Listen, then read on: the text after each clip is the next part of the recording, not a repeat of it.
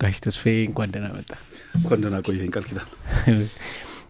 ዛሬ እንግዳውን እኔ የቀረብከው እንግዲህ ከማዕበል ማዶ ገጸ ብዙ ስብዕናዎች ላይ ነው። አውቶባዮግራፊ ነው እንግዲህ ዣንድራውን ቀስ እያልን እንሄድበታለን። አልወሰንክም አንተ? በአውቶባዮግራፊ ነው ይላሉ፣ አንዳንዶች ሜሞር ነው ይላሉ፣ አንዳንዶች ደግሞ ትንሽ ነካ ቢያደርገው ወደ አውቶ ፊክሽን ከፍ ይል ይችላል ይላሉ፣ እንደነ ዶክተር በድሉ አቅጅራ አይነቶቹ። እኔ በነጻነት ነው የጻፍኩት። በነጻነት ስለጻፍኩት የራሱ መንገድ የራሱ ቦታ ይኖረዋል። እንዴት እንደሚወሰን እንግዲህ ሪቪው የሚሰሩ ሰዎች፣ ክሪቲካሊ የሚያዩ ሰዎች ናቸው የሚያውቁት ዣንድራውን። ዞሮ ዞሮ ከነዚህ ውጭ የሚሆን አይደለም። ጸሐፊን መወሰን የለበትም። በርግጥ የባለሙያዎች ስራ ነው። እዚህ አራዳ ኤፍኤም 95.1 ካሁን ጀምሮ እስከ 8 ሰዓት ድረስ አብረን እንቆያለን። እኔ ቃል ኪዳን ኃይሉና አብረን ሩት ሽመልስ ትገኛለች። ይህን ጥያቄ ወደ ጋሽ ተስፋዬ እያቀረብን እንዲህ ያለን እየተጨዋወትን እንቆያለን። ስለዚህ የመጀመሪያውን ጥያቄ ልጀምርና ጋሼ ስላንተ እያየሁ እያነበብኩኝ ጥርስ በጣም ነው የሚያምረው። ጥርስ ሳየው እዚች ጋ አለች የከታችኛዋ ጥርስ ላይ የተሸረፈ ወር የወለቀ ማለት ነው። ወለቀ የሚያስብል አይደለም፣ ክፍተቱ ሰፊ አይደለም። እና ጋሼ ጥሩ ኑሮ እንዳለ አውቃለሁ። ሪላቲቭሊ ከኢትዮጵያውያን የተሻለ ኑሮ እና ስፖንሰር የሚያደርጉ ሰዎች ጥርስ እንደሚያስተክሉ ባለሙሉ እምነት ነበርኩና ለምንድን ነው የማታስተክለው? እዚህ ላይ ስለጻፍኩ ታሪኩ ሲወድር በጥሩ መንገድ ነው የመጣው። በጣም ጥሩ ነገር ነው ይሄ። በህይወት ዘመኔ ከተማርኳቸው ታላላቅ ትምህርቶች ውስጥ አንዱን የተማርኩበት አጋጣሚ ነው። ሰው በህይወት ዘመኑ ሲኖር ሲያልፍ ሲያገድም ብዙ ነገሮች ጋር ይተሻሻል፣ ብዙ ነገሮች ጋር ይነካካል፣ በብዙ ነገሮች ውስጥ ያልፋል፣ ይሰበራል፣ ይሰነጠራል፣ ይወድቃል፣ ይነሳል፣ ይሞታል። እነዚህ ሁሉ በህይወት ውስጥ ያሉ ነገሮች ናቸውና እኔ በህይወት ባለፍኩባቸው ዘመኖች ውስጥ በብዙ ቦታዎች ውስጥ አልፍ ያለውኝ ከጥርሴ ጋር የተያያዘው በነገራችን ላይ አሁን አንተ የወደድከው ጥርስ የኔ ጥርስ አይደለም። ይሄ ድርድሩ መጽሐፉ ላይ የተጠቀሰው ጥርስ ይሄኛው የነበረው ላይኛው ጥርስ ነው። የላይኛው በጦርነት ነው። ባለቤቴና ዶክተር አክሊሉ የሚባል የጥርስ ሐኪም በጦርነት በቅርብ ጊዜ ነው 6 ወርም አልሆነም ከተቀየረው አዲሱ ድርድሩ እንጂ ላይኛው ጥርሴ ላይ ነበር። እና አሰብ ሰራ በነበረበት ጊዜ አሰብ ሆስፒታል ሰራ በነበረበት ጊዜ አንድ ግርማ መካሻ መናፈሻ የሚባል ቦታ አለ። እዛ ካል በጉርምስና ጊዜ በተፈጠረ አተካራ ገጭጓ ይሉታል ሊቀመንበር መንግስቱ ኃይለማርያም እንዲህ አይነት ነገር ሲገጥማቸው ምክንያት ትንሽ የተሸረፈች ጥርስ ነበረችና ይሄኛው አልነበር። ይሄ በኋላ ነው የመጣው። ይሄኛው አሁን አንተ ያየው ይሄንን ነው አስተክሉም ወይ ብላ ያልከው እየየ ሲዳላ ይሄ ትዝ ብሎኝ አያውቅም ጭራሽም። ምክንያቱም ከተማርኩ በኋላ የመጣ ስለነበረና ከአሰብ ሆስፒታል ተቀይሬ አስመራ ሄጄ ሀዛዝ የሚባል ፖሊስ ሆስፒታል ማገለግልበት ዘመን ላይ ከፖሊስ ሆስፒታል ወደ 35ኛ ሻለቃ ወይ ገጀራት የሚባል ቦታ ሪፈር የተባሉ ከበድ ያለ ቁስል ያለባቸው ወይም እነ ዶክተር ጋጋጋ ያኔ ሻለቃ ነበሩ፣ ኮሎኔል ጋጋጋ መቅረብ ያለባቸውን ህሙማን ይዤ እሄዳለሁ። አምቡላንስ ጋጋ የሰው ስም አይመስለኝም ነበር። እኔ የማውቀው ስርየት ላይ የሆነ ካራክተር ነው። ወይ ጉድ! አንተ ዶክተር ጋጋን ብታውቃቸው በምንም ተአምር በእድሜ በህይወት ውስጥ መልካቸውን ቁመናቸውን ልትረሳቸው አትችልም። እንዴትም ስዕል ታውቃለህ፣ ጠይም ናቸው፣ ስልክ ያሉ ናቸው። በጣም ወንድ እንግዲህ የወንድ መልክ ምናምን እንግዲህ ደፍጠጥ ያለ ምናምን የለም፣ እሳቸው ስልክ ያሉ ናቸውና እቺ የሬዲንግ ግላስ ስስ መነጽር ያደርጋሉ። ነጭ ጋውናቸውን ለብሰው ወዛቸው ፍልቅ ያለ ነው። የወላይታ ሰው ይመስሉኛል እና ወዛቸው ፍልቅ ያለ ነው። ቁመታቸው መለሎ ናቸው። ስታያቸው እንዴት እንደሚያምሩ እና እሳቸው ጋር ሪፈር ይደረጋል። ምክንያቱም ኦርቶፖዲክ ሰርጅን ናቸው። ያጥንት ሕክምና ስፔሻሊስት ስለሆኑ ወደ እሳቸው ጋር እና አንድ ቀን ደግሞ እኔ ወስወስ ሲያደርገኝ ወጣትነት ስሜት ሲያቁነጠንጠኝ ያቺ ጥርስ ሳያት ሁል ጊዜ ታበሳጨኛለች። አሪፍ ነው ጥርስ የተስተካከለ ነው፣ ግን እዛች ጋር ያቺ ጥርስ አለች። እቺ ምን አባቷ ነስና የጎረምሳ ስሜት ሲያደርግ ለምን አላስተክላትም ብዬ ካርድ አውጥቼ ሕክምናው እጅ ላይ ሐኪም ጋር ካርድ አውጥቼ በመደበኛ መደበኛ በቃ ምክንያቱም ማንኛውም ይቀርባል። ሄድኩ፣ አዩኝ። ምንድነው ምን ፈልገህ ነው? ሰገግ ብዬ ጥርሴን አልኳቸው እኔ ቦታ ላይ አቁመህ ውጣ ውጣ ውጣ። እዚህ ሰው አይኑ ይጠፋል፣ እግሩ ይቆረጣል፣ ጭንቅላቱ ይቦደሳል። አንተ ይሄ ለአይን እንኳን የማይታይ ጥርስ አስተካክላለሁ ብለህ ትመጣለህ። ውጣ፣ ዳግመኛ ላይ ውጣ። አባረሩኝ። ከባድ። ከሄድኩ በኋላ እድሜ ዘመን ትምህርቴን የተማርኩበት እንደ ጤና ባለሙያ የምታውቀው ነገር ነው። አስመራ ዙሪያ ከባድ ውጊያ የነበረበት ዘመን ፖሊስ ሆስፒታል ቁስለኞች ነው ምን በቃ ዋና እና ትልቁ ስራችን ቁስለኞችን መቀበል፣ ቁስለኞችን ማከም ነው፣ ቁስለኞችን መንከባከብ ነው። እና በዚያ ሁኔታ ውስጥ ያለ ሰው በዛ ጉርምስና መቼም ጉርምስና የማያስመኝና የማያስደርገው ነገር የለውም። እርግጥ ደግሞ በሞት ውስጥ መሀል ስትኖር ሞት እንደሚለመደው፣ በቁስለኛ መሀል ስትኖር ቁስለኛ እንደሚለመደው፣ አልቃሻ ሰው መሀል ስትኖር ለቅሶ ዘፈን እንደሚመስለው ያህል እኔም በዛ ስሜት ውስጥ ስለነበርኩ ይሆናል፣ ወጣትነት ይሆናል፣ ልጅነት ይሆናል። እሱን አልኩ። ከሄድኩ በኋላ ግን በጣም ተሰማኝ። እውነታቸው ነው ዶክተር ጋጋ ስንት ሰው አይቻሉ፣ ስንት ቁስለኛ፣ የቁስለኛ አይነት በስም ማስታወሳቸው እንደው መጽሐፍ ውስጥ ጠቅሻቸዋለሁ። ማረሳቸው እነ ፈረንጆ ነገሶ የሚባሉ ጉባኔ፣ ጋሼ ተስፉ ጉባኔ የሚሉ ተቃጠልኩ የሚሉ ቁስለኞችን አይቻለሁኝ፣ አክም ያለሁኝ። እግራቸው ተቆርጦ አይናቸው ጠፍቶ እንዳይሆኑ ሆነው የመጡ እንደው አንድ መርፌ ያታችሁልኝ ነው ወይ ለኔ እያሉ ሞትን የሚማጸኑ ሰዎችን አይቼ እዛች ሁነት ውስጥ ገባሁ። ግን አንድ ነገር ውስጥ ስትገባ አንድ ነገር ይዘህ ትወጣለህ። ሩሲያውያን እጅህን ወደ ባህር ክተት ወይ ትታጠባለህ ወይ አሳይዘህ ትወጣለህ ይላሉ። ዝም ብለህ አትወጣም ወደ አንድ ነገር ውስጥ ስትገባ። ስትሳሳትም እንኳን ቢሆን ከስህተቱ ውስጥ አንድ ነገር ዘግነህ ትወጣለህ። እኔ ያን ቀን የመጨረሻውን ትምህርት ተማርኩኝ። ጋሼ ቆንጆ ትረካ ነው። ከአስመራ ወደ አዲስ አበባ ልመልስህ ወደ 90ዎቹ ባንተኑ ቢሻል በመረጥከው አንተ የተሻለ የመጓዝ ልምድ ስላለ እንትኑን ፕሌኑን ወይ መኪናውን አንተ ምረጥ። ከሰባዎቹ ወደ 90ዎቹ ልመልስ። መጽሐፍም እንደዚህ ነው፣ እንደ ፊልም ነው የሚሄደው። ስለዚህ እኔም እንደዛ ነው መሄድ የፈለግኩት። ዶሮ ማነቂያ ከስብሐት ገብረ እግዚአብሔር ጀምራችሁ እነ ፍስሐ በላይ ይማም፣ እነ ባሴ ሀብቴ፣ እነ ኃይሉ ጸጋዬ፣ እነ ስዩም ተፈራ፣ ሰዓሊው መስፍን ሀብተ ማርያም፣ አልዓዛር ሳሙኤል፣ ኮሜዲያን አለባቸው ተካ፣ ልመንህ ታደሰ፣ አርክቴክቱና ደራሲው አድነው ወንዲራድ ወይም አዱኒስ፣ ሌላው አርክቴክትና ተጠባቢ ሚካኤል ሽፈራው፣ እነ ደምሴ ጥጌ፣ የሺጥላ ኮከብ፣ ዘውዱ አበጋዝ የመሳሰሉት የሀገራችን ምርጥ ከያንያን በፍቅር ተቀበለ አስተናግዳ ሞቅ ባለ ስሜት ከሰዓታቸውን የምታሳምር የተባረቀች ርጥብ ሰፈር ናት ትላለህ። ዶሮ ማነቂያን እስኪ እንዴት አሳለፍካት? ዶሮ ማነቂያን እኮ አንድ ቀን እንኳን ገብቶ ያየ ሰው ለዝንተ ዓለም የሚረሳው አካባቢ አይደለም። በተለይ ደግሞ አሁን ይሄን መጽሐፍ ውስጥ በጠቀስኩበት አውድ ለሚመለከት ያችን አውድ ነው እንፈልጋት። ያችን እና ጓደኝነት ምን ይመስላል የሚለው ምክንያቱም ጓደኞች ያንተን ነገ 5 ዓመት 10 ዓመት ይወስናሉ ይባላል።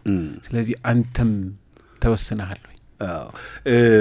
አየህ ዶሮ ማነቂያ የምትመጣው ኢትዮጵያ ቴሌቪዥን ሲመጣ፣ ዶሮ ማነቂያ የምትመጣው አዲስ አበባ መዘጋጃ ቤት ቲያትርና ባህል አዳራሽ ሲመጣ፣ ዶሮ ማነቂያ የምትመጣው ሀገር ፍቅር ቲያትር ስትመጣ ነው። ዶሮ ማነቂያ ያለችው በእነዚህ ተከባ ነው። ስለዚህ የኪነ ጥበብ ህልመኛ፣ የኪነ ጥበብ ሰው ሙያው ውስጥ ያለ ሙያው ውስጥ የከረመ ወይ አዲስ መጭ እዛ አካባቢ ውርውር ሲል ታገኘዋለህ። ኢትዮጵያ ቴሌቪዥን እዛ ነበር ዋና መስሪያ ቤቱ፣ አዲስ አበባ መዘጋጃ ቤት ውስጥ ነበር። መዘጋጃ ቤት ነው ወይስ እዛ ያኛው ጴጥሮስ ጋር ያለው? ነው አዲስ አበባ መዘጋጃ ቤት ውስጥ። መዘጋጃ ኢትዮጵያ ቴሌቪዥን አዲስ አበባ መዘጋጃ ቤት ውስጥ ነበር። እዛ አራተኛ እዛ ፎቅ ላይ ነበር ስቱዲዮ። ምንም ታች ከመግባቱ በፊት ማለት ነው። ይሄን ታሪክ የምናወራው ያን ዘመን ነው። ስለዚህ ምሳችን የምንበላው ዶሮ ማነቂያ ነው። ስጋ ቤቶቹ እዛ ናቸው ያሉት። መጽሐፎቹ ያሉት ጠቅላላ እና አብዱራህማን መጽሐፍ መሸጫዎች በሙሉ እዛ ናቸው ያሉት። ስለዚህ እነዚህ አሁን ቅድም የጠቀስካቸው ጋር በሙሉ ተያይዘን ወይ ማክሲም እንገኛለን። ማክሲም ማለት አዲስ አበባ መዘጋጃ ቤት ውስጥ የነበረ ካፌ ነው። ካፌና ሬስቶራንት ነው። ማንም ሰው መግባት ይችል ነበር። ማንም ሰው ወኪል ነው። እንደ ዛሬ አይደለም። አቶ ሞገስ ይባላሉ የአይቤክስ ሆቴል ባለቤት። የሳቸው ነበር፣ በሳቸው ይዞታ ስር ነበር። ስለዚህ አንድ ኪነ ጥበብ የተጠማ ሰው ወይ አንድ የኪነ ጥበብ ህልም ያለው ወይ አንድ ግጥም የጻፈ ሰው እንደው ግጥሜን ስዩም ተፈራ ቢያይልኝ እንደው የሆነ ሰውዬ ቢያይልኝ ብሎ ቢያስብ የት ነው የሚሄደው? በቀጥታ አዲስ አበባ መዘጋጃ ቤት ነው የሚሄደው። የትወና ፍላጎትና ፍቅር አነደደኝ የምትል አንድ ወጣ በማለት ላይ ያለች ኮረዳ የትወና ጥባንቷን ለመወጣት ኢትዮጵያ ቴሌቪዥን ሊሂድ ብላ ብትመጣ እዛ ብትመጣ የምታገኘው እነ ዘካርያስ ኃይለማርያምን ነው የምታገኘው እነ መልካሙ ደምሴን ታገኛለች። እዛ ብትመጣ እነ ደምሴ ጽጌ ናይሜት ማንኛውንም ካፌ ካፌ ነበር። ሰርግ መስሪያ ቤት ውስጥ መግባት አይቻልም። መስሪያ ቤት ለመግባት የመስሪያ ቤትን ህግ ማሟላት ያስፈልጋል። ኢትዮጵያ ቴሌቪዥን ለመግባት ኢትዮጵያ ቴሌቪዥን ብቻ አይደለም እዚህም ለመግባት ማንኛውም ሚዲያ ውስጥ ለመግባት የመግቢያ ፕሮሰሶች አሉ። እሱ እንደተጠበቀው ነው። መዘጋጃ ቤት ግን ቲያትርና ባህል አዳራሽ ለመግባት የቲያትር ማሳያው አዳራሽ ላይ ነው ያለው። አዳራሹ ከመግባትሽ በፊት ግን አንድ የኮክቴልና የኤግዚቢሽን አዳራሽ የነበረ እንደዚህ ፊት ለፊት ከገባን በስተቀኝ በኩል የነበረ በስተግራ በኩል እንደ ስዕል ጋለሪ የሚያገለግል የነበረ ቦታ አለ። መሀሉ ላይ ጠረጴዛና ወንበሮች ተደርድረውበት ካፌ ሰርቭ ይደረጋል። ስር ምድር ቤት ሬስቶራንት ነበረ። ላይ የነ መስፍን ሀብተ ማርያም የስዕል ስቱዲዮ አለ። ስዕል የሚሰራበትና አድሚኒስትሬቲቭ ኦፊሶች አሉ፣ የአስተዳደር ቢሮዎች አሉ። ይሄንን ነው የሚመስለው አምቢየንሱ። ስለዚህ አንቺ ቲያትር ትፈልጊያለሽ ወይ ሬዲዮ ድራማ መስራት ትፈልጊያለሽ፣ ትሄጃለሽ። ሬዲዮ ድራማ ኃይሉ ጸጋይን ታገኛለሽ፣ እዛ ምናምን ሰው ታገኛለሽ። ስለዚህ ለአዲስ አበባና ለኢትዮጵያ ኪነ ጥበብን ከፍ ለማድረግ ሰው ከሰው ጋር ለመገናኘት በጣም እጅግ በጣም የተመቸ ነገር ነው። እኔ እንደውም ክሪቲካሊ መጽሐፌ ውስጥ ያልኩት አዲስ አበባ ምናልባት ከኪሳራዎቿ አንዱ አድርጋ ልትቆጥረው ቢገባ እንደዚህ አይነት የኪነ ጥበብ ሰዎች አንድ ላይ ሊገናኙበት ሊወያዩበት የሚችሉ ማዕከል አለመኖሩ ነው። ዋኪን ቲያትር ሳይኖር ምናምን ሳይኖር እነ ፑሽኪን ምናምን ቲያትር ሲኖር ዝግጅት ሲኖር ትሄጃለሽ። እዛ እኮ ቲያትር አለ ምናምን የለም ዝግጅት አለ የለም ምናምን በማንኛውም ሰዓት ስራ ሳይኖረን እዛ ምንም ስራ ሳይኖረን ፊታችን ታጥበን እንደሚፈርም ሰው ማክሲም እንሄዳለን። እዛ እንውላለን። የምትፈልጊውን ሰው ታገኛለሽ። ስብሐትን ታገኘዋለሽ፣ እዛ ጋር ታገኘዋለሽ። ጥሩ ኔትወርኪንግ ነበር። አባተ መኩሪያን ታገኛለሽ። ኢንስፒሬሽንስ አንዱ ላይ የሚያሳድረው ተጽዕኖ ሮል ሞዴልሽን ትሰሪያለሽ። እዛ አክትረሶቹ አሉ። እነ ወለላ እዛ ነው የኖሩት፣ እነ ፍቅርተ እዛ ነው የኖሩት፣ እነ አሰገደች በህይወት የሌሉ በርካቶች እዛ ነው ያሉት። ሙዚቀኞቹ እዛ ነው ያሉት። ትልቅ የሙዚቃ ባንድ ነው የነበረው። ስለዚህ ትልቅ ሀብ ነው የነበረው እና እሱ ነው ወደ ዶሮ ማነቂያ ስንሄድ ዶሮ ማነቂያ የሚወስደን እዛ እንውልና ተያይዘን እንደየቅርበታችን እንደ ጓደኝነታችን አይነት ዶሮ ማነቂያ እንሄዳለን። ምሳ የምንበላ ጥሬ ስጋ አቅም ከተገኘ ያኔ በጣም ውድ ነው። 12 ብር 13 ብር ነው ኪሎ፣ ውድ ነው። እኔ ሳገባ የውብ ጋር ስንገናኝ እኮ 16 ብር ነበር ኪሎ ስጋ።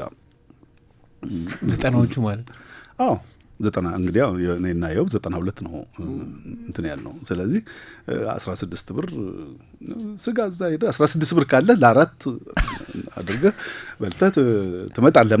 ስለዚህ ጓደኝነቱን የሚፈጥረው አካባቢው ነው። አካባቢው ደግሞ ምቹ ሁኔታዎች አሉ። አየህ ስፖቶቹን እንደገለጽኩልህ አሮጌ መጽሐፍ መደርደሪያዎቹ አሉት። ስትሄድ ካፋሸገህ ምናምን ካለ አብዱራህማን ጋር ቁጭ ብላ እንደ መጽሐፍ መዘዝ አድርገህ ማንበብ ነው። ችግር የለም።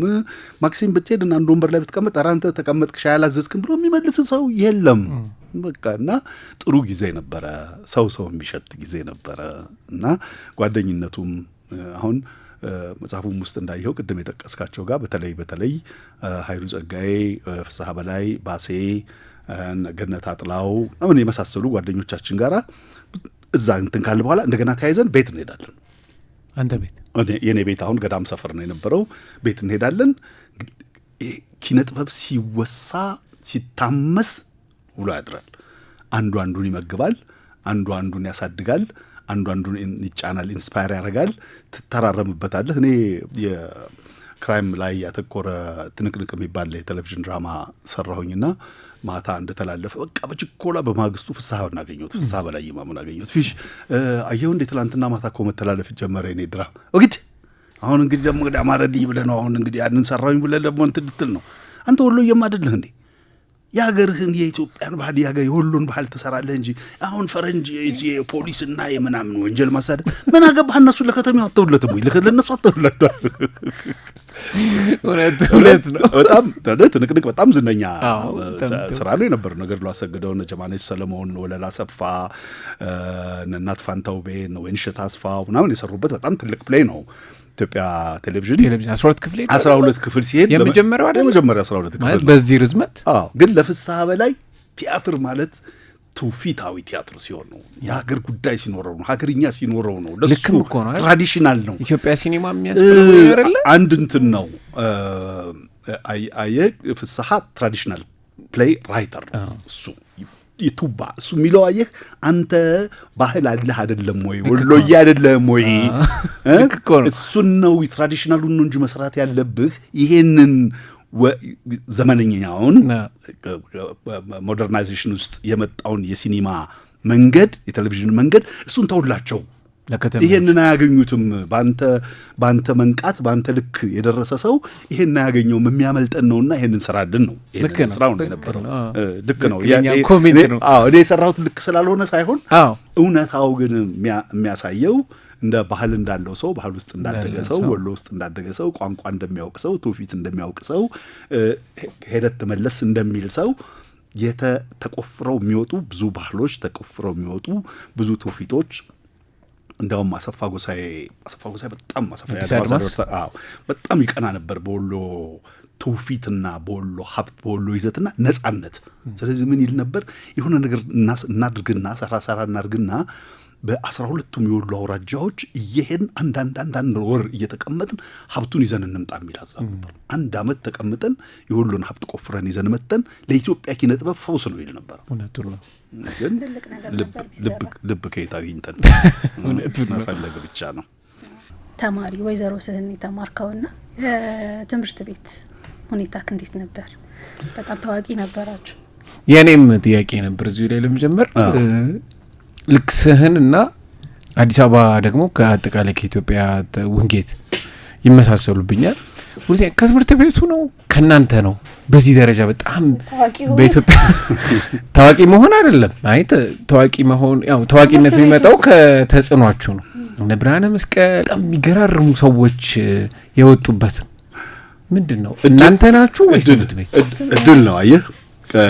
ቃል ኪዳን ጸሐፊ እንዲሆን ቃል ኪዳን ዛሬ እዚህ ማይክ ስር እንዲቆም ብዙ ቃል ኪዳን ጋራ ተመሳሳይና አቻ የሆነ ዕውቀት ካላቸው ሰው መሃል እድል ስላገኘ ነው የመጣው ብዙ ሊቃውንት ብዙ ችሎታ ያላቸው ብዙ አቅም ያላቸው በየጥጋጥጉ ቀርተዋል የተወሰነው ግን እድል አግኝተን ማይክ ፊት ካሜራ ፊት የመቅረብ ራሳችን የማሳየት ወይዘሮ ሲን ኢትዮጵያ የከፍተኛ ሁለተኛ ደረጃ ትምህርት ቤትን ስትመሰርት ቀዳሚ ከሆኑት ከፍተኛ ሁለተኛ ደረጃ ትምህርት ቤቶች መካከል አንዱ ነው እቴጌ ወይዘሮ ሲን ራሳቸው ቦታቸውን ሰጥተው እሳቸው ቦታ ላይ የተሰራ ትምህርት ቤት ነው ቀዳሚ ትምህርት ቤት ነው ገብቷል ኢትዮጵያ እኛ ኮኔ ገና 1957 ዓ.ም ኤሌመንተሪ ገና አንደኛ ክፍል ስገባኮ ትምህርት ቤት ወተት እየተፈላ እየተጣን ነበር የተማርነው እንድትማር በጣም የምትበረታታበት ጊዜ መንግስት ዩኒፎርም እየሰጠ ሳሙና እየሰጠ ምናምን የሚያስተምር ጊዜ ነውና ያን ጊዜ ወይዘሮ ሲን ነበረ ወይዘሮ ሲን ከቀደም ትምህርት ቤቶች ከዳግማዊት ምኒልክ ትምህርት ቤቶች ጋራ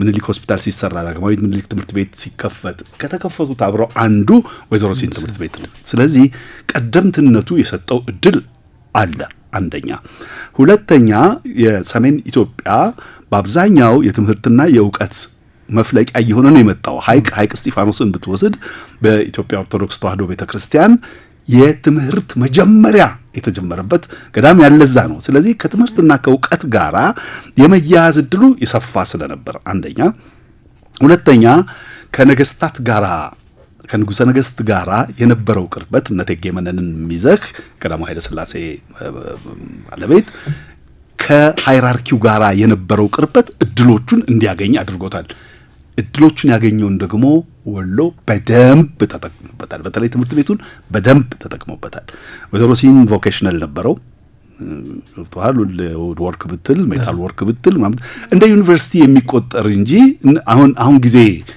አሁን ጊዜ ብታስበው እንደ ዩኒቨርሲቲ የሚቆጠር ነው የነበረው ያን ጊዜ ወይዘሮ ሲን ገባ ከተባለ ገሬ ኮሌጅ በጠሰ ነው የሚባለው እንኳን ያኔ አሁንም እኮ ነው የሚገርመኝ አዲስ አበባ ያሉ እንደ ምኒልክ አይነት ትምህርት ቤቶች ቀደምት በዚህ ደረጃ ስማቸው አይገንም በዚህ ደረጃ ባንድ ነበረው የሙዚቃ ባንድ ነበረው ልባርግና ኢሳያስ አፈወርቅ የተማሩት ወይዘሮ ሲን ነው አለልኝ መኮንን የወይዘሮ ሲን ናቸው ለብርሃነ መስቀል ረዳ ወይዘሮ ሲን ናቸው ከዛ በኋላ ብትጠራማት እነ መስፍን አበበኮ ሙዚቀኞቹ ድምጻዊ መስፍን አበበ ጊታር የሚጫወቱ የሱ ዘፈኖች በሙሉ ብትሰማቸው የወይዘሮ ሲን ትምህርት ቤት ዘፈኖች ናቸው ዘፈኖቹ የዛን ጊዜ የሚዘፈኑ ተማሪ ፍቅሬን አንቺ ስለሆንሽ ህይወቴ ፍቅሬን አንቺ ስለሆንሽ አደራ እባክሽ ከፊት ያልታሽ ህይወቴ ፍቅሬን አንቺ ስለሆንሽ የትምህርት ቤቱ ነው። ብላችሁ የምታንጎራጉሩት ትምህርት ቤቱ ባንድ የወይዘሮ ሲሂን ባንድ አዲስ አበባ ባንድ ነው፣ እንደ ክለብ ነው። ባንድ ሁሉ መሳሪያ ያለው ሙዚቃ ትምህርት ቤት ያለው ሙሉ መሳሪያ ያለው አዲስ አበባ ድረስ እየመጣ ማርሽ ባንዱ ሰልፍ ትርኢት የሚያሳይ ትልቅ የሙዚቃ ትምህርት ቤት ከመደበኛው ትምህርት አጠገብ እየተማሩ ነው። የሙዚቃ ትምህርት ቤት እንደ ያሬድ ሙዚቃ ትምህርት ቤት የሙዚቃ ትምህርት ቤት ከልክ ሃይ ስኩል ስትገቢ ቮኬሽናል ለመሄድ ቮኬሽናል እንደምትመርጪው አርት እንደምትመርጪው ሙዚቃንም እንደ አንድ ሙዚቃ ተምረው እነ ዳኒ ቦይ ሳክስፎን ተጫዋቹ የወይዘሮ ሲሂን የሙዚቃ ጓድ ፍሬ ነው። በርካታ ሌሎች እነ ጋሽ ብስራት ታመነ እዚህ ያሬድ ሙዚቃ ትምህርት ቤት መምህር የነበረው የወይዘሮ ሲሂን የሙዚቃ ትምህርት ቤት ዳይሬክተር ነበረ። ስለዚህ የሙዚቃ ትምህርት ቤቱ ራሱን የቻለ አንድ ክፍል ሆኖ በሙዚቃ ትምህርት ዕውቀት ያላቸው ከአዲስ አበባ የሚላኩ የሙዚቃ መምህራን የሚያስተምሩበት የተሟላ ባንድ ነው። ባንድና ኦርኬስትራ ሁለት የማርሽ ባንድና ኦርኬስትራ ያለው ትልቅ ትምህርት ቤት ነው የነበረው። ለዚህ ነው ትልቅ የሆነው። በጣም ነው የሚገርመኝ። ስሩ መሰረቱ የተጣለው ትልቅ ነገር ላይ ስለሆነ ትልቅነቱን ኮመርሻል ስኩል ብትሄድ አብዛኛው ኢትዮጵያ አየር መንገድ ብትሄድ የቀደምቶቹን ብትፈትሽና ብትፈልግ አብዛኛዎቹ ወይዘሮ ሲሂን ዝም ብለው ነው የሚገባው። ግን ማለት አሁን ለዊንጌት የሚገባው ከሀገሪቱ ያሉ ሰቃዮች ስፔሻል ሃይ ስኩል የመግቢያ ነጥብ ካለህ የስምንተኛ ክፍል ሚኒስትሪ ፈተና ካለህ ልዩ ነገር እና ቅርብ እዛ ከሆነ ለኛ ለምሳሌ ኮምቦልቻ ነው የተወልጄ ያደግኩት። ኮምቦልቻ ሃይ ስኩል አልነበረም። እዛ ነው ሄድኩት። ሁለተኛ ሃይ ስኩል የነበረው ጣይቱ ብጡል ነው የነበረው፣ ወልዲያ ነው የነበረው ቴጌ ጣይቱ።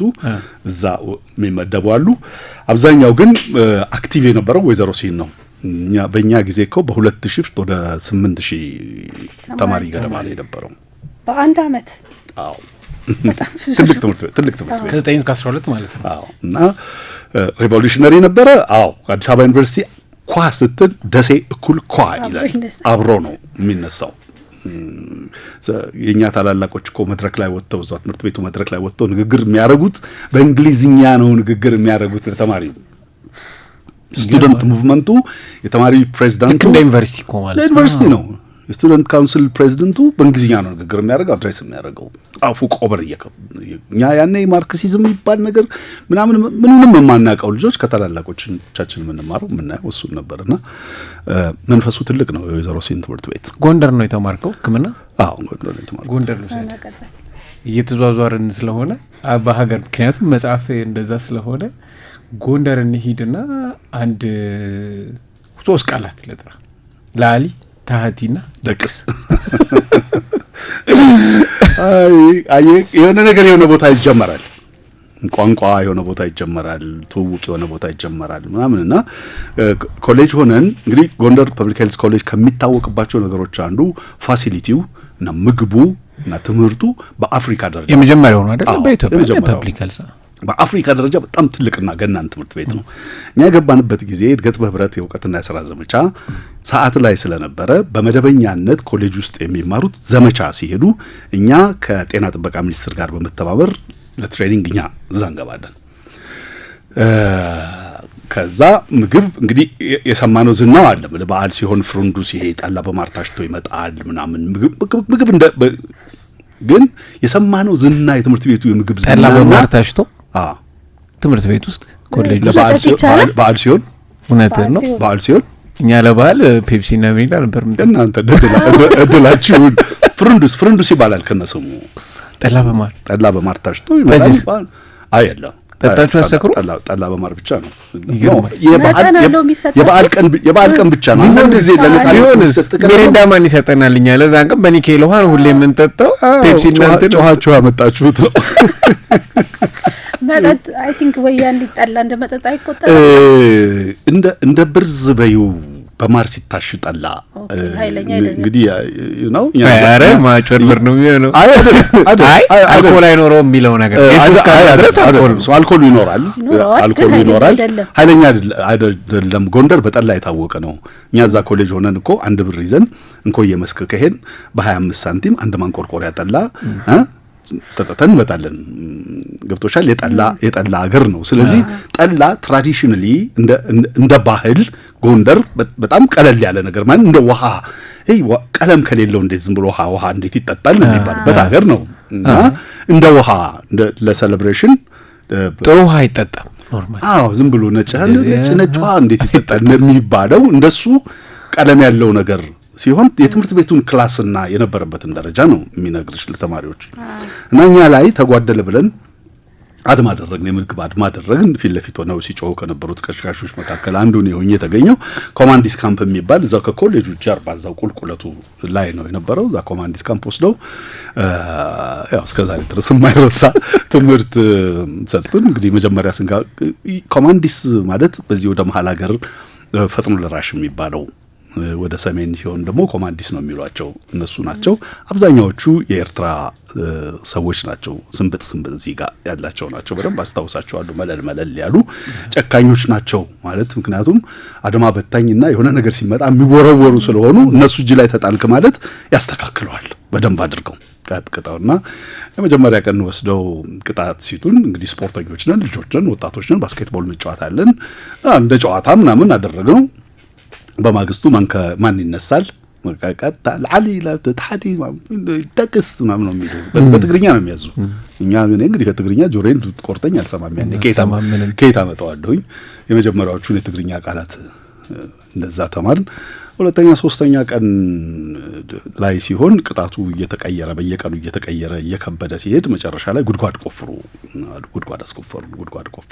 ውሃ አምጡና አመላልሱ አሉን ውሃ መጠለስ ሞላ አቡኳሉና አቦከን ተቀቡሰው ነው ታችሁናል ምን ሊያረጉ ያቦካችሁ ጭቃው እኛ መጀመሪያ ቤት ሊያስመርጉን ይሆናል ምናምን ብለን ግፈኞች ጉልበት አገኙ ብለን ነበር የምናስበው ከዛ ተቀባሉን እሺ ተቀባን ምንድነው ለምን የሚያረጉን እየተያየን እዛ ውጡና ፀሐይ ላይ ተቀመጡን ፀሐይ ላይ ተቀመጥን ሙሉ ሰውነታችን ያው ፓንት ብቻ አለን ጸጉር ሲቀር ላይ ሲቀር ፊታችን ማለት እርስ በርሳችን የጎደለውን ቦታ እየተቀባባን ነው እንደ ፌስ ፔይንቲንግ እንዳው እንደሚባለው ወይ እንደሱ አድርገን ተቀባባን ፀሐይ በደንብ ሲያረገን በዱ ተላላጡ ተባለ እርስ በርስ እንግዲህ እዛ ቦታ ላይ ያቆየኝ ነው ሌላ ምን ይባላል በጣም ነው የሚያሙ ተልጦ ግን አለቀ ያልቃል እንደዛ የተወሰነ ሰዓት ላይ ይተውሻል ግን በቃ አንድም ጊዜ ሁለት ጊዜም ቢሆን ላጭው በጣም በተለይ ጸጉር ያለበት አካባቢ ላይ ሲሆን በጣም ከባድ ነው የነበረው የህይወቴን የመጀመሪያ ቅጣት በዛ ከትንሽ ወደ ትልቅ ግን እንዴት ሄደ ቅጣቱ የመጀመሪያ ቀን ቀለል ያለ ስፖርት ያለማመዷችሁ ነበር ማለት ነው ሁሉ ጊዜም ቅጣት እንደሱ ነው የሚሆነው ተሟሽቶ ነው እንጂ የሚጋገርበት ዝም ብሎ ይጋገራል እንደ ድንገት ማሽነሻ እንደዛማ ሆነ ይሄ ተኛ ተነስ የሚባለው ወታደራዊ ቅጣት ነው ወታደሮች ጥፋት ሲያጠፉ ሚሊተሪ ፖሊስ የሚባል አለ እነሱ የሚቀጡት በስፖርት ነው የሚቀጡት ጥፋቱ እንደ ጥፋቱ ደረጃ ጥፋቱ ከፍ ያለ በሄደ ቁጥር የቅጣት ደረጃውም ከፍ ያለ ይሄዳል እኛ ደግሞ ምንድነው ያደረጉን ኮሌጁ ሁለት ሶስተኛ ቀን ምናምን ላይ ምግብ ሲመጣልን አጥንት የተጋደመበትና ምናምን ያለ ትልልቅ በቃና ወሽርቡት አንተ ሰዓት ይሄን እየበላ ነው ለካ አድርገው ምናምን ትንሽ እንዲጨክሩብንም ያረጋቸው ይመስለኛል እሱና anyway ግን ምንድነው የሚሉት what doesn't kill you makes you stronger አይደለም የሚሉት ያልገደለ ነገር ያጸናልና ለዛሬ ጽናት የሚሆን ነገር ያገኘንበት ይመስለኛል ደስ የሚለውን ጨዋታ ከማዕበል ማዶ ገጸ ብዙ ስብና ጋዜጠኛ ስለሆነ አንደበተሩቱ ነው ጸሐፊ ስለሆነ ጽሁፉ በጣም ያምራል የማስታወቂያ ባለሙያ ነው ድምጹ በጣም ቆንጆ ነው እድሜ ብስለቱ ሁሉ ነገር በጣም እንደሳባችሁ እርግጠኛ ነኝ በጣም ደስ ብሎኛል እዚህ ነው ቃል ኪዳን ኃይሉና ሩት ሽመልስ አብረን እንገኛለን ጨዋታችን ይቀጥላል ስለዚህ ወደ ሩት ጥያቄ ነኝ እሺ ልቀጥል አንድ ሌላ የገረመኝ ጥያቄ ያለ ከመጻፍክ ላይና ኢህአፓ ተብለክ ታስረክ ተገርፋል በኋላ ወጥተክ ወዝሊ ግን ተቀላቅለሃል እስኪ ይሄንን አስታውሰንና አንዴ ቅጣት ከደረሰብክ በኋላ እንዴት ተመልሰክ ያንኑ ልትቀላቀል ቻልክ እንዴት አልፈልግም በቃኝ ወይም አልሆንም አላልክ በኢህአፓ ስም ዋጋ ከፍለ ግን አንተ ጥሩ ጥያቄ ነው ጥሩ ኦብዘርቬሽን ነው መሆን ያለበት ዳግመኛ አይለምደኝም ብሎ መሮጥ ነው የሚመስለው ቀጥሎ ደግሞ ጎረምሳ ነህ ጉልበተኛ ነህ ሁሉን ልሞክር ባለ የባሾች ስሜት ደግሞ ኢህአፓነት ነው በእርግጠኝነት ካንተ ባህሪ አንፃር ካዩ ገምተው ኢህአፓ በንዴት አረ ከንዴቱም ባሻገር በቃ ሰው ኢህአፓ ለመሆን አይችልም። በዛ ጊዜ ወጣት ሆኖ እስከሚገባኝ ድረስ እሱ አሁን ብዙ ጊዜ ስህተት የሚሆነው እሱ ነው። ኢህአፓ መሆን አንድ ነው፣ ማርክሲስት መሆን ሌላ ነው። ኢህአፓ አንድ የፖለቲካ ድርጅት ነው። ግን ያ ዘመን ምንድነው የሚሉት በ20 ዓመቱ ኮሙኒስት ያልሆነ ልብ የለውም፣ በ40 ዓመቱም ኮሙኒስት የሆነ ደግሞ አእምሮ የለውም ይባላል። እሺ ይብራራ እኮ በእኛ ጊዜ ማርክሲስት አለመሆን አትችልም በ20 ዓመትሽ። ምክንያቱም ከዘመኑ አንጻር ብቻ ሳይሆን ከዘመኑ አንጻር ከዓለም አቀፍ ሁኔታዎች አንጻር ዓለም በሁለት ካምፕ የተከፈለችበት ጊዜ ነው። የሶሻሊስትና የካፒታሊስት ካምፕ የሚባል አይዲዮሎጂ የሚባል ነገር ነበረ። አይዲዮሎጂ ርዕዮተ ዓለም የምትታይበት መነጽር ያለበት ዘመን ነበረ። ይሄ አይዲዮሎጂ ደግሞ የሚመራው ሳይንስ በሚመስልና ሳይንስ በሆኑ ነገሮች ነው የሚመራው የነበረው። ስለዚህ ወጣትነትሽ ውስጥ ትምህርት ቤት ውስጥ ቅድም ያነሳችሁት ወይዘሮ ሲን ትምህርት ቤት ውስጥ ስኖር መሬት ላራሹን ስናቀነቅን ስለ ነጻነት ስለናወራ ስለ እኩልነት ስናወራ ቀስ በቀስ አእምሮና ጭንቅላታችን ውስጥ የሚቀመጥ የነጻነት የፍትህና የእኩልነት ጥያቄ አእምሮአችን ውስጥ ይኖራል።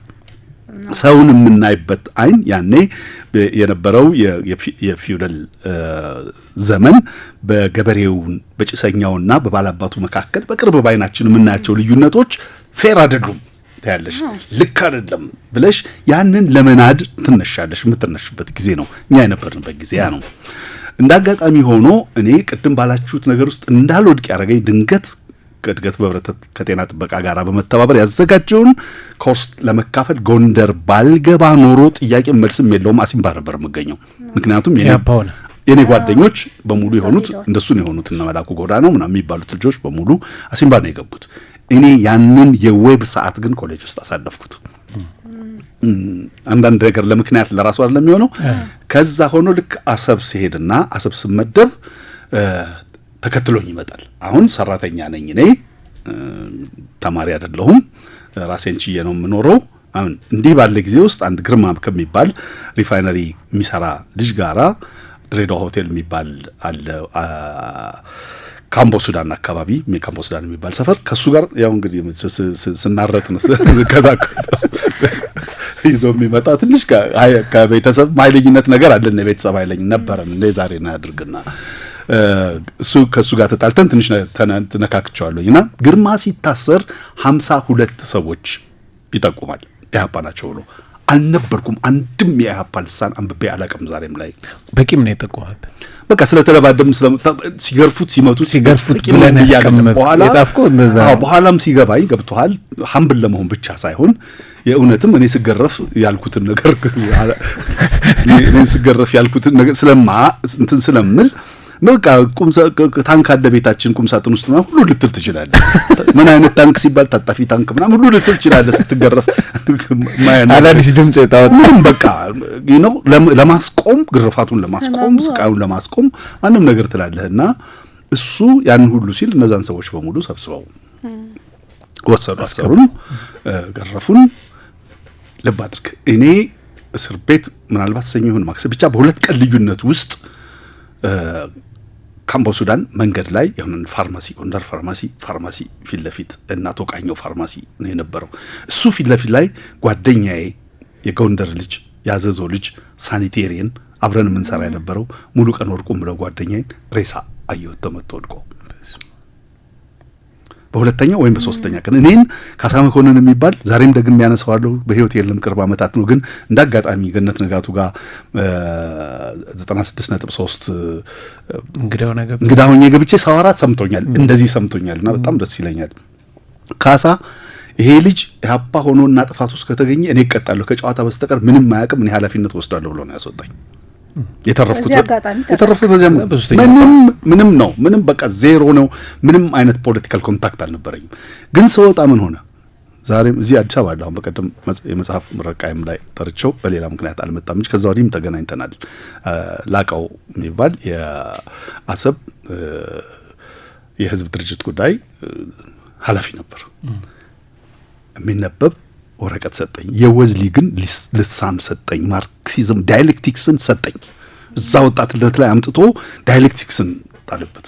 ዳይሌክቲክስን ሳነበው ጌታዬ ማርና ወተት በዛ እድሜ ላይ በቃ እንደዛ ስንት ዓመት ነው? 20 በእንግሊዝኛ ነው በአማርኛ ከባድ ነው ብዬ ነው በእንግሊዝኛ በዛውም ስለ ማርክሲስት። አሁን አየህ ድርጅቶቹ የፖለቲካ ድርጅቶቹ እንግዲህ ወዝሊግ ነው አሁን መጀመሪያ የተቀበለኝ የጠለፈኝ ወዝሊግ ነው። ወዝሊግ ማለት ደግሞ የነ ዶክተር ሰናይ ልኬ የመሰረቱት ድርጅት ማለት ነው። ስለዚህ ዶክተር ሰናይ ልኬ ማለት ኒውክሊየር ፊዚክስ ፒኤችዲ ነበር። የፖለቲካል ማቹሪቲን ሲወራ ስለ ፖለቲካ ብስለት ኢትዮጵያ ውስጥና ስለ አይዲዮሎጂ ሲወራ ቀድሞ ከሚነሱት መካከል ዶክተር ሰናይ ልኬ አንዱ ነው እና ወደ ታችም ሲወርድ በዛ ቻናል የሚወርደው ቲዮሪ የተሻለ የበሰለ የቀረበ ነገር ነውና አባላትን ለማፍራትም አዳዲስ ሰዎች ለማምጣትም በደንብ ተተርጉሟል። ውብ ነው እንዴ ትቀድዳል። አይ ምንህ ዋና ኒውክለሱን ነው የምትይዘው በእንደዚህ አይነት ጊዜ ውስጥ ኒውክለሱ ስለ ፍትህና ስለ እኩልነት ስታወራ ለሱ መሰረት የሚሆንህን ቴዎሬቲካል መሰረት ነው የሚሰጥ ቲዮሪ ነውና በቃ ምንም ከዛ እንደገና ወደ ዳይሌክቲካል ማቴሪያሊዝም እና ሂስቶሪካል ማቴሪያሊዝም የሚባል ነገር ማም ሲባል እሱን ስታነብ በቃ ፋይን ተሰራለህ። በቃ አንድ ቀን እሱን ሆኜ ብለ አንድ ቀን ሌኒንን ሆኜ በሞት ብለ ነው የምትለው። ወጣት ከሆንክ ወደ ኋላ አትልምና እሱ ምርኮ ነው እንደገና ወደ ኢሃፓ እንዳላይ ያደረገኝ ኤክስፖዠር ነው። እንደወጣው ኤክስፖዝድ የሆንኩት እዛ ላይ ስለነበር ያነበብኩትም እሱ ስለነበር ቀጥታ ወደ ወዝሊግ ነው የገባሁት። በሱ ምክንያት ነው።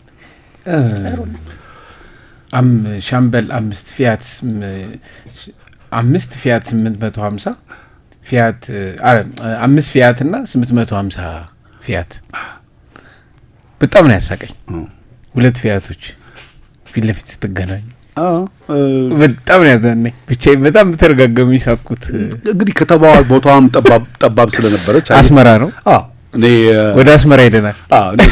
የቁም እስረኛ ሆኜ ከቁም እስረኛ ሲሆን ከታች ጀምር ለምን መንደፈራ እስር ቤት ከታች ይሄው ነው የፖለቲካ ጉዳይ ነው። የአሳሪዎቼ መጀመሪያ እንደ ምክንያት የሰጡት በረሃ ከጀብሃ ሰዎች ጋር በረሃ ተጻጽፈሃል ነው። ሰው አስገብተህ ነው? አስገብቻለሁ። መሐሙድ ኢድሪስ አህመድ የሚባል የጀብሃ ህልዋ ሳውራ ብታየው ቁመቱ ሰማይ ስባሪ የሚያክል ሲገባ 2 ክላሽንኮቭ ሽጉጥ 6 ቦምብ ምናምን ይዞ ነው የገባው። ነው ሲያቅፈኝ ሲይዘኝ ሁሉ ዝብብት ውስጥ ነው የቀረውትና የፖለቲካ ኃላፊ ሆነ ሰው የፖለቲካ ኃላፊ ሆኜ በረሃ ድረስ ተነጋግሬ እንዲገባ አድርጌዋለሁ። ይሄ ጀብድ ነው ማለት የሚያደርግ ነበር።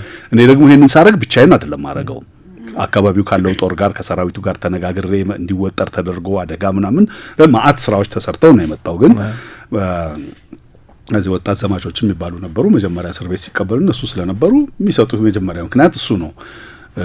ልክ ቲፖ የሚባለው መንደፈራ የ503 ግብረ ኃይል ማዘዣ ጣቢያ ነው እስር ቤታችን የነበረውና እዛ እስር ቤት ግን ስደርስ ጓደኞቼ ቀድመው ታስረው እዛ ጠብቀውኛል። ወልደ አምላክ ገዛኸኝ ደስታ የሚባሉ ጓደኞቼ እዛ ጋር ልክ እነሱን ሳያቸው እስራቱ እኔ ከበረሃ መሐሙድን ስላስገባው ሳይሆን ሌላ ፖለቲካዊ ምክንያት ያለው መሆኑ ገባኝ። በኋላ እያደረግሞ ስናቀው ለሂሊግ በወዝሊግ በወቅቱ በነበረው በሰደድ ላይ ኢንሰሬክሽን ለማካሄድ ዝግጅት ላይ ነው በሚባል ከላይ ጀምሮ ያሉ የኛ የድርጅት አባላት በየቦታው ያሉት እየታሰሩ ስለነበር ነው የታሰርነው እና ታሰርን ቆየን 5 ወር ደከመኝ። በቃ 5 ወር ምናምን ላይ ሲደርስና አልና ኤቲካል ስለማይሆን የወሰድኳቸው ነገሮች መናገር አይኖርብኝም። አትናገር መድኃኒቶቹን አትናገር ምን እንዳደረገ ግን አልናገርም። ከፈለክ በኋላ ለአንተ በጆሮ ነገር አለው። ግን ሁለት አብረው የማይሄዱ መድኃኒቶችን አንድ ላይ በመውሰድ ምላሴ ይሄ ኤንትሪክ ፌቨር አይነት ነገር እንዲመጣ የማድረግና ሌላ ቆዳይ ላይ ትናንሽ ምልክቶች ብቻና የቫይታል ሳይኔ እንዲምታታ ቫይታል ሳይን ማለት አድማጮቻችን ቴምፕሬቸር የደም ግፊት ፓልስና ምናምን እነሱ እንዲምታቱ በቃ በተለይ ከኖርማላቸው ፓልስና ፓልፒቴሽን ምናምን አልፎ የልብ ምት ለራስ የሚሰማ የልብ ምት ስሜቶች እነሱ አይነት ነገሮች ነበሩኝ።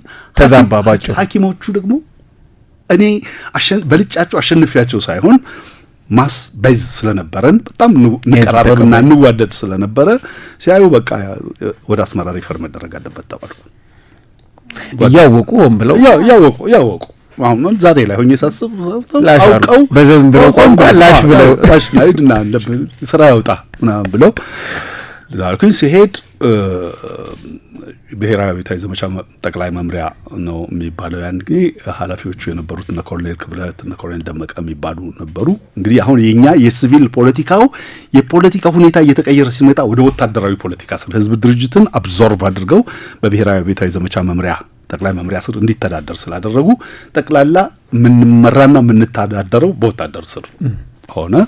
ስለዚህ ሪፖርት ያደረኩት ወይም በአይፋ በሚባለው ወታደራዊ መኪና ተጭኜና በቢኬኤም በሚባል መትረየስ ታጅቤ አስመራ ከሁለት አጃቢዎች ጋራ ሄድኩ። ይዞኝ ሄደ አጀበኝ ሰውዬ ወስዶ ለሻምበል ታደሰ አሁን ስሙን ጠራሁት የእንትን የአስተዳደርና ድርጅት መኮንን ነው የነበረው። እሱ ጋር እና ያቀረበኝ ሲያይ ምን ሆነ ነው አለኝ። በህይወት አለ ሻምበል አይመስለኝም፣ ቅርብ ጊዜ ያለፈ ይመስለኛል። ሻምበል 5 የሚለውን በዛው እሱ ነው ምንድነው ፖለቲካ ትምህርት ቤት አንድ ኮርስ ነው የነበረው እና መጀመሪያ ሀዝሀዝ ፖሊስ ሆስፒታል ሆኜ ባሬንቱ ደሞዝ ሊከፍል ሄዶ በከባድ መሳሪያ ጀብሃ ባሬንቱን ሲደበድብ በፍንጣሪ መጥቶት ፖሊስ ሆስፒታል መጥቶ ጸጉሩን ላጭቻ ያከምኩት እኔ ነኝ። መጀመሪያ ምን ተዋወቀው በሱ ነው። ጽፌዋለሁ። በኋላ እኔም ከሕክምና ወጥቼ ፖለቲካ ትምህርት ቤት የካቲት 6 ፖለቲካ ትምህርት ቤት 6ኛ ኮርስ ስገባ ከሱ ጋር አብረን ያለው አብረን የገባ ነው። ስለዚህ እኔ ያው አሰብ የጀመርኩት የዳያሌክቲክስ ንባብ ፖለቲካ ትምህርት ቤት ከገባሁ በኋላ ሱሰኛ ሆንኩኝ። ማርክሲዝምን በጣም የሚወድ ሰው ሆንኩና በቃ በደንብ እንደ ፈተና እንዳለበት ሰው ነው። ፈተና አለ ትምህርት ቤት ነው። ቸክዬ ነው ማጠና በፍቅር ነው የነበረውና የፊሎሶፊ የፍልስፍና ትምህርት ተጠሪ እስከ መሆን ድረስ አክቲቭ ነው የነበርኩት። ትምህርት ቤት ውስጥ አክቲቭ ነው የነበርኩት በጣም እና እዛ አብረን ነው የነበርነው እና ፋይናል ውጤቱ 5 ነው የነበረው እና የሻምበል ስለዚህ ሻምበል 5 በኮድ ስንጠራው ሻምበል 5 ምናምን ነው የምንባባል እና እሱ ጋር ነው የቀረብኩት። ታመመ ምን ሆነ የት ነው ያለው? መንደፈራ እስር ቤት እና ታዲያ እዚህ እስር ቤት እኛ እስር ቤት አለ እንዴ? መንደፈራ ነው ያለው 503 እዛው በክፍሉ ስር ሄዶ ይታካ እንዴ ከሆነ ሲቪል ከሆነ ሄዶ ሰድና እዛ ሳክም አለ። አስመራ ኤክስፖ የሚገኘው የ503 ግብረ ኃይል ማዘዣ ተወሰድኩ። እዛ ስወሰድ እዛ ያለው ደግሞ ኮሚሳሩ የሊግ ሰው ነው። ታዲያኛ በፖለቲካ እስረኛቸውን ሲቪል እዛው ይሰሩ እንጂ እኛ ምን አገባንና ነው? እኛ ስራችን መዋጋትና ማዋጋት ነው እንጂ እስረኛ መቀበል አይደለም። ከፈለገ እንደፈለገ ያርገው ውሰድ መልስና ወዝሊግ ማለት መልሶ ወደ ታደሰ መለሰኝ። ታደሰ እኛ እንቀበልም ምናምን አለ። የት እንዳትሄድ ነው? ሂድ በየ24 ሰዓት እየመጣ ሪፖርት አድርግ ሂድ። እንደዚሁ ነው በነጻ ሰዓት ሪፖርት አድርግ እስከሚመጣ እነሱ የሚያሰሪያ ቦታ የላቸውም። የት ይሰሩኝ የሚያስሩብኝ ነገር የላቸውም። የፖለቲካ ስር ነው። ዝም ብሎ አቆዩአቸው ነው እንጂ ፍርድ ቤት የለ ምናምን የለ። ኬዞቹ ስለሚታወቁ በየቀኑ ጧት እየመጣ እየተመላለስክ ሪፖርት አድርግ አለኝ። ሕክምናውስ ወይ እሱማ ቀረ ዘለሽ ነው እንደምትመጪው እሱም ቀርቶ የስንት ዘመንሽን እሱ ቀርቶ ፖለቲከኛውን ከሱ ዲታች አድርጌ ሙሉ በሙሉ የሙሉ ጊዜ የፖለቲካ ሰራተኛ ሆኛለሁ። ከዛ ነው የተመላለስኩ ጧት ይሄድኩኝ። ምን ይመስለኛል መጽሐፉም ውስጥ እንዳልኩት ቲያትር መስራትና መተወን የቻልኩት ያን ጊዜ ይመስለኛል። ልክ ለዛ ጠቅላይ ሰፈር መድረሻው አካባቢ ሲደርስ ስብር ማለት ጀምራለሁ እና ጠብቄ በበራይ ገመምተኛ መስዬ ያሳዛኝ ሆኜ ስንቅንጥስ ብዬ ሻምበል እንታየዋለሁ። ሂድ ይለኛል በእጁ ምልክት ሄዳለሁ። ከዛ እነ ግርማ የሚባል የወሎ ልጅ ነበረ እዛ ትራንስፖርት እና መገናኛ ውስጥ የሚሰራ የሱ 850 ነበረች። እሱ ይሰጠኛል መኪናና 10 ብር ይሰጠኛል። ፊያት መኪና ፊያት ኦቶቸንቶች ኳንታ ይሏታል። ፊያት 850 ማለት ነው። እሷን ይዤ ከተማ ውስጥ 45 ተቀምጬ ስል 45 አስረዳ እንዴ 45 አቀማመጥ መኪና እንደ ጂን አውጥተህ ማለት ነው። ግማሽ ቂጥህ እዚህ ተቀምጦ እጅ ቀኝ እጅ አቸራቶሪ ቤንዚን መስጫ ላይ ሆኖ ነው ጎረምሳ ፍንዳታ ጎረምሳ ነው ሀሳብ የሌለበት ምንም እኮ እንትን አይደለም። አንተ ታማሚ ሆነ የመጣ ሰው ታማሚ መጣት መብራት ጋር ልክ ኮምፒውተሩን ጨርሶ ወደ ታች ለመውረድ ስትሄድ መብራት አለ። እዛ መብራት ጋር ስንቆም እንደዚህ ዞር ስል በስተቀኝ በኩል ፊያት 125 ሻምበሉ የልግዋላ እንዳላየኝ ዞር ብሎ አሳለፈኝ። ከዛ በማግስቱ ሲሄድ እንትን ዋና የተሻለ በሆነ በዛው በጣም ትልቅ ሰው በዛው ሰሞን ሰው ሁሉ ጊዜ ክፉ አይሆንም። እኔ ክፋትም ደግነትም ኮንዲሽን የሚፈልጉ ይመስለኛል። ኮንዲሽን ሁኔታዎች ይመስለኛል ደግም ክፉም የሚያደርጉን። ከሁኔታዎች ውጭ ሁልጊዜ ደግ የሚሆን ሰው ካለ እግዚአብሔር የወደደው ሰው መልካም ሰው ነው።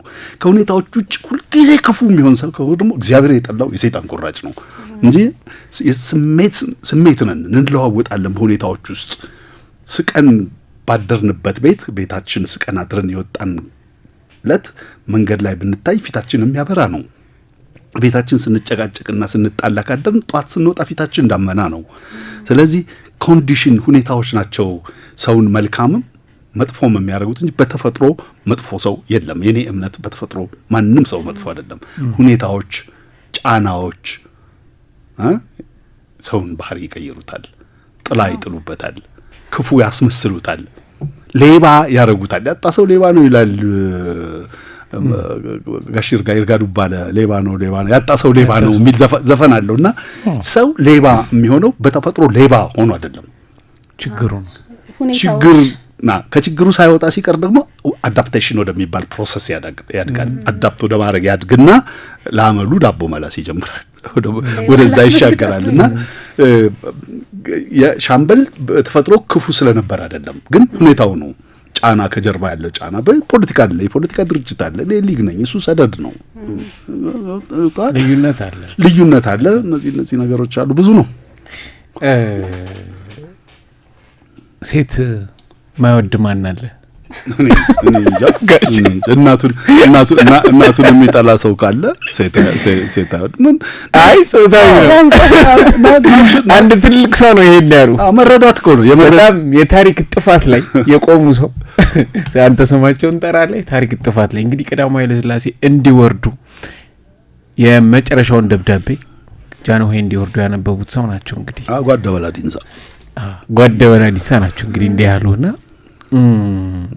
ተከሳ ነው ሴት ይወዳል ተብለ የሳቸው እሱ ይሄን ክስ እንኳን ተውት። ሴት የማይወድ ማን አለ? ገባቸው ስለሆነ ይሄ ድሮ ይሄ የፖለቲካ ድርጅት ምናምን የፖለቲካ ምናምን ሲባል የሆነ ሽኩቻ ማዓት ትርክርክ ነገር አለው፣ ብዙ ትርክርክ ነገር አለው። ምክንያቱም ፓወር ፖለቲካ ሲባል አብሮ ፓወር አለ፣ ስልጣን መሻገርና ተጽዕኖ ማሳደር የምትችል ሰው ምናምን መሆን አለብህ። ይሄን በመፈልግ ምክንያት አንዱ አንዱን እየጣለ አንዱ ላይ እየተደረበ ነው እየተንጠላጠለ የሚሄደውና እኔ ተበድቤ በነበረበት አቃቂ ጨርቃ ጨርቅ ፋብሪካ ውስጥ ብዙም ስምም አልነበርኩም። ከአንደኛ ጸሐፊው ነፍሲ ማር በህይወት የለም፣ አዲስ አበባ መጠናለሁ። ከሱ ጋር ብዙ ስምም አልነበርም።